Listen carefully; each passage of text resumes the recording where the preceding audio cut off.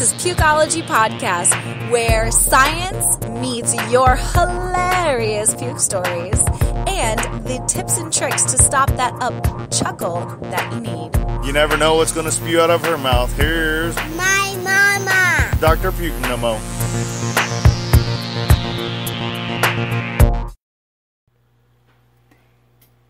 So how much weight is normal during pregnancy? Learn how to calculate your ideal pregnancy weight with great tips on the right way to eat for two in this edition of Pregnancy Pukeology Podcast, Episode 12, Pregnancy Weight Gain. Want no more morning sickness or pregnancy nausea?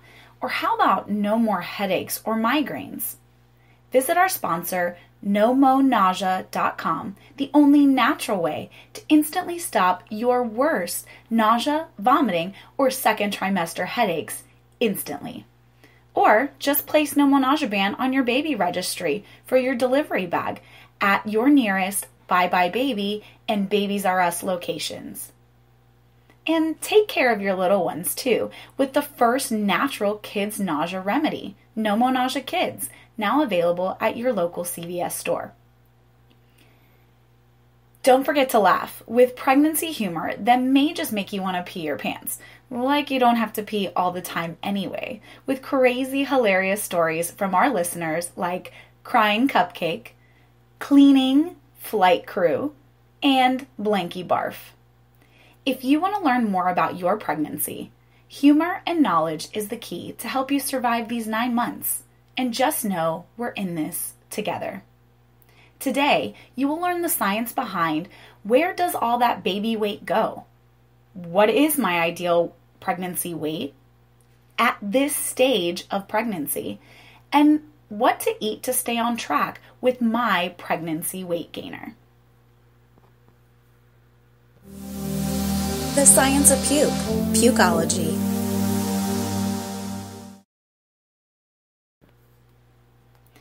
The right amount of weight that you need to gain during your pregnancy is dependent upon you, the mother's initial weight before she gets pregnant.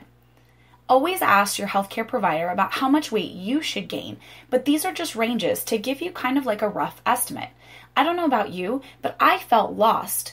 Even though I'm a physician and even though I know the right amount of weight, each of my pregnancies was completely different.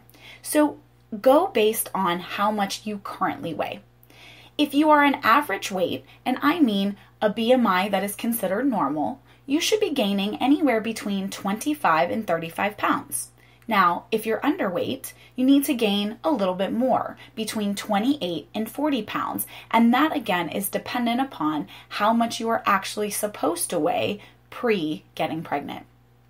Now, if you are currently overweight, you should gain less, so about 15 to 25 pounds on average. Pregnancy Weight Gain Calculator is a great way to stay on track with your weight gain. These apps that they currently have nowadays are awesome to make sure that you're staying on your progress. Now, they will take what's considered your ideal body weight, and that is considered your BMI for what you should be. I don't want you guys to be so caught up on the amount of weight that you guys are seeing on the scale. Instead, I really want to make sure that you understand that you're eating right for your type.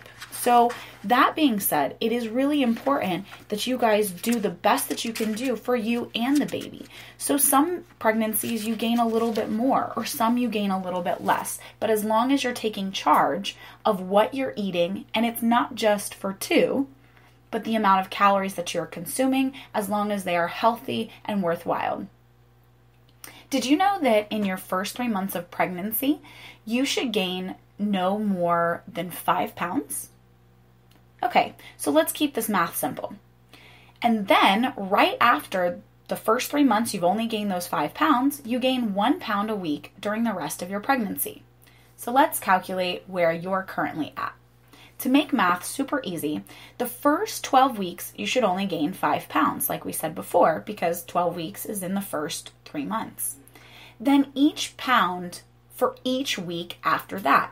So if you're 17 weeks pregnant, you should be about 10 pounds plus or minus. At 22 weeks, you're probably right around 15 pounds heavier than what you were when you first got started getting pregnant. At 27 weeks, you should be about plus 20 pounds. At 32 weeks, 25 pounds. And at 37 weeks, again, what we as clinicians believe to be full term, it's plus or minus 30 pounds. If you're wondering what the definition of a full-term pregnancy is, go listen to Pregnancy Pukeology Podcast episode 10, How Long is Pregnancy? And learn cool facts about your baby's development during the last couple weeks.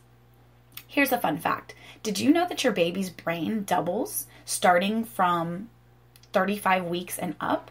So when they say that you want to keep the baby cooking in the oven longer, it's because we want that increased brain development. And ladies that are about to pop, episode 10 also has something for you. It's natural ways to induce labor. Go ahead, go listen to it as soon as you're done listening to this one. So we're all questioning, where does all this weight go? Is it just extra fat that I'm storing? No. The extra weight is dependent upon where it actually is housed or harvested. So we're first going to take a baby. A normal baby's weight is about 8 pounds. Did you know that your placenta is another 2 to 3 pounds, and the amniotic fluid that fills up that space is another 2 to 3 pounds? So just doing rough math right there, that's about 12, 13 pounds is where we're currently at. Now, add them tatas. So boobs and breast tissue can be another 2 to 3 pounds depending upon how much milk that you have as a storage unit. Blood supply is about 4 extra pounds as well, because remember, we talked about it in other episodes of your body naturally increases your amount of blood for about 500 mLs to about a liter, because the average amount of blood that's lost during a normal vaginal delivery is, like we said, right around 500 milliliters of blood. So your body is naturally increasing the amount of blood flow that you're currently getting.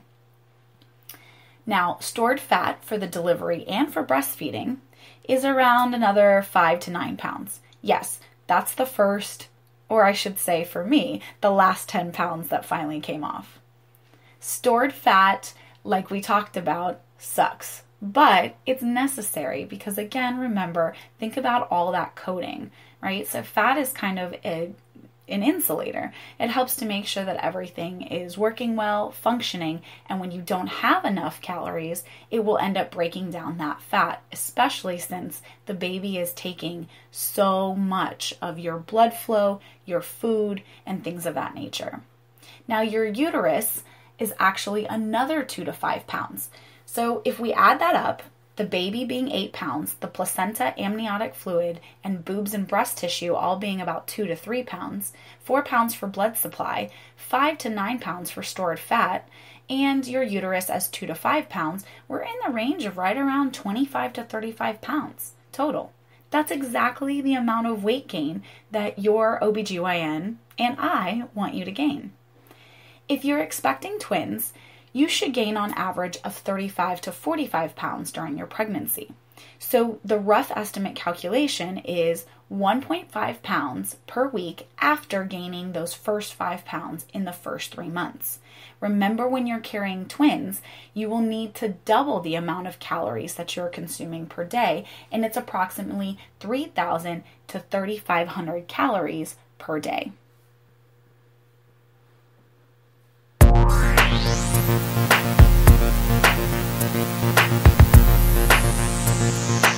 Throwing up on a Tuesday?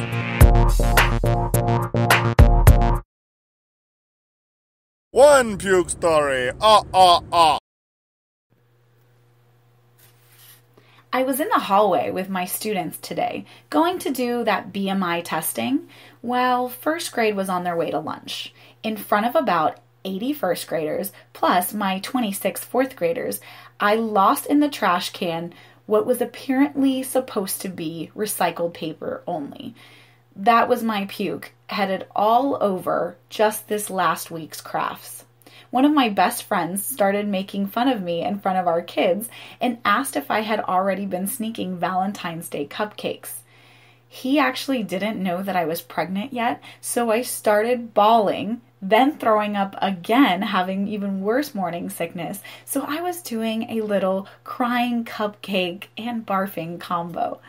I'm so glad we had a 4-day weekend because I had a lot to explain since nobody knew I was pregnant yet. Thanks, Steph Lee, for that awesome puke story. It definitely gave me a giggle right during this Valentine's Day season. I'm a flight attendant, and I can usually feel it coming up because, let's face it, airline flight sickness is something that I've had to deal with since I first started my job. Well, being pregnant, it's kind of snuck up on me. All of a sudden, usually I'm able to feel it coming on. Well, this day I walked especially fast so that I could get to the lavatory without anyone being alarmed by my quick pace. I threw up a little, and man, I felt better. So I started to stand back up in the middle of the aisle, and surprise, I puked everywhere. Can I tell you how much fun it is to clean up vomit on an airplane lavatory while still dry heaving, and then having to explain and apologize to all of the people that are sitting on aisle seats? It made me feel bad for the next flight for those who are sitting in the aisle. The rest of that flight totally sucked. Thank you, KLove88, for that hilarious puke story. I have to say it will definitely make me think twice about getting an aisle seat, especially if I see a pregnant flight attendant. While changing a poopy diaper, and gagging horribly, may I add, I grabbed the closest thing to cover my nose, and I ended up puking into it. It happened to be Dee Dee, which is my daughter, her favorite blanket, which was made that nap time that day very difficult. It was either that or barfing on a half-naked poopy baby. All I can think about was how terrible I felt for baby number 1 and then almost puking on baby number 2. Man, I'm getting this mothering thing down pat. Thank you, SRU, for that hilarious puke story.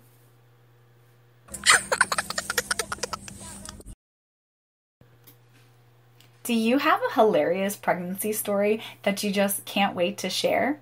I know we all do, so send it to me at Pukeology, Pukeology, at nomonausea.com.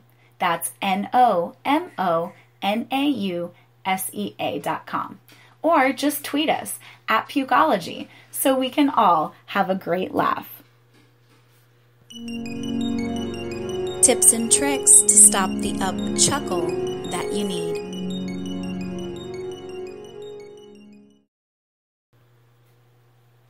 Are you eating for 2? The answer is yes and no. A pregnant woman's favorite line while eating dessert is, "I'm eating for 2."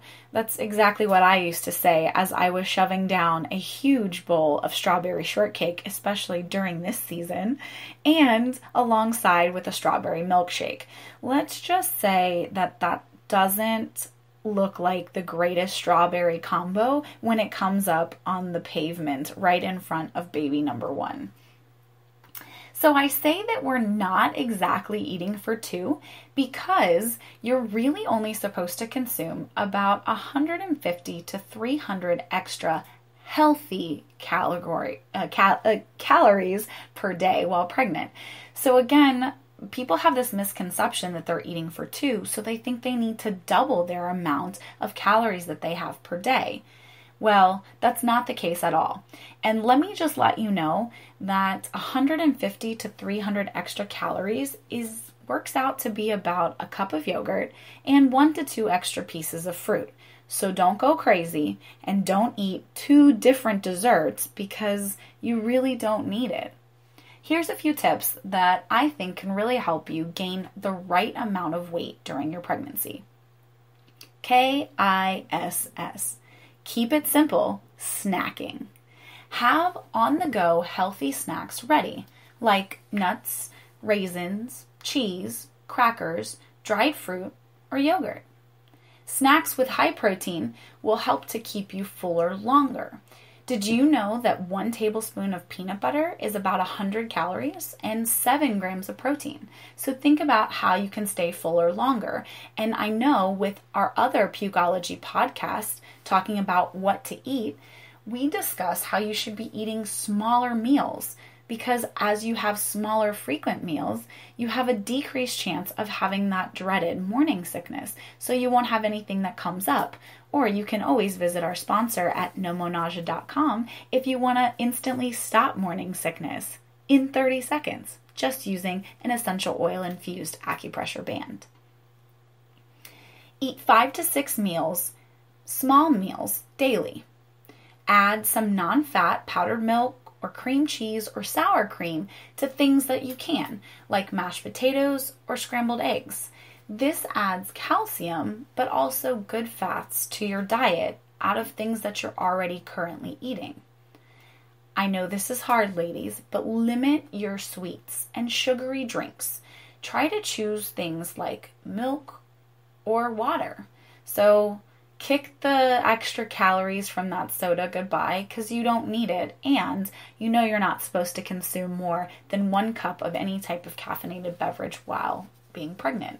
You don't want your baby's heart rate to go up. Why? Because if it does, they're going to be riled up super crazy, kicking you from the inside out. Stay away from fast foods. Fried foods are wasted calories. They have extra high amounts of fat calories, and that fat content can also increase the risk of gallbladder attacks.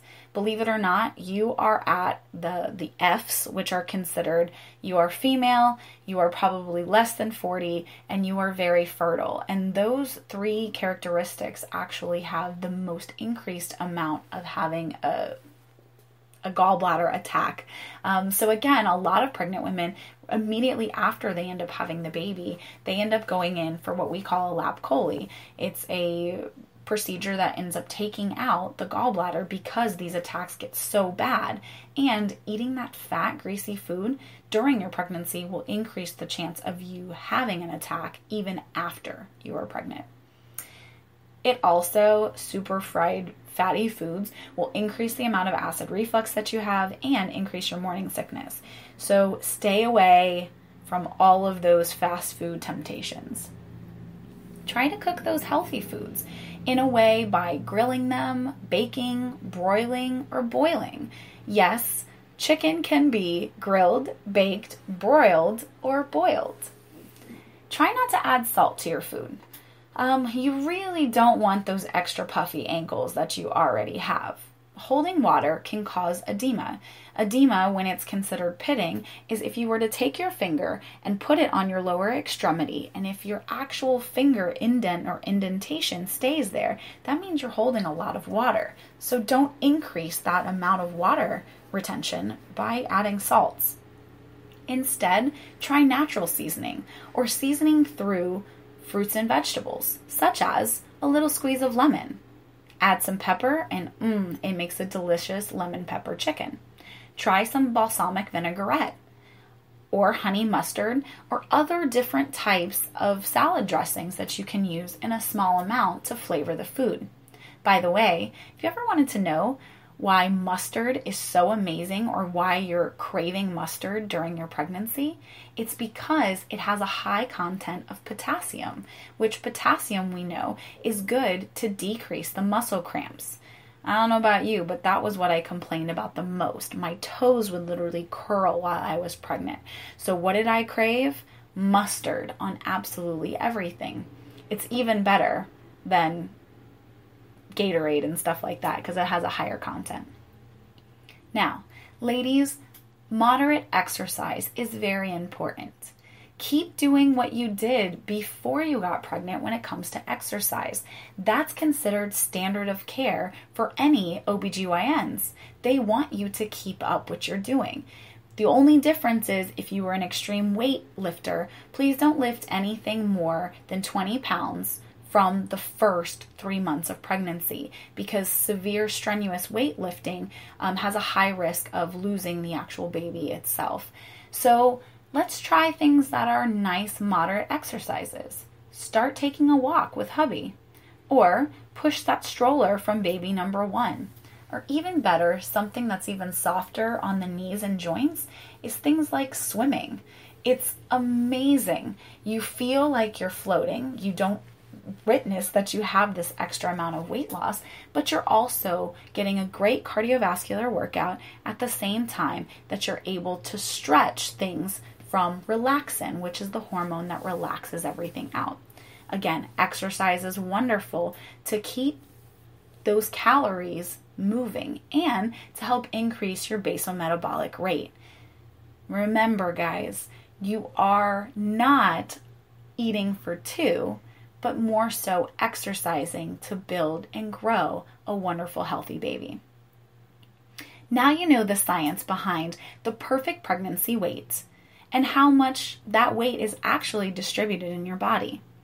Don't forget those awesome tips on staying healthy with food and exercise.